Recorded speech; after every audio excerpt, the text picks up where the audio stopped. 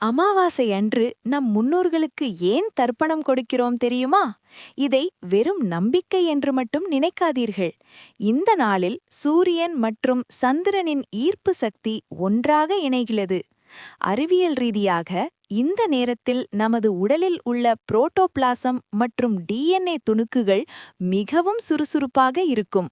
நமது முன்னோர்களின் அதே டிஎன்ஏ தான் இன்றும் நம் உடலில் ஓடிக்கொண்டிருக்கிறது. அமாவாசை அன்று கடல் அலைகள் எப்படி சீற்றமாக இருக்கிறதோ அதேபோல 70% நீராலான நம் உடலிலும் மாற்றங்கள் ஏற்படும். இந்த அதிர்வுகளை சரியான முறையில் பயன்படுத்தவே தியானம் மற்றும் தர்ப்பணம் போன்ற வழிமுறைகளை சித்தர்கள் வகுத்தார்கள்.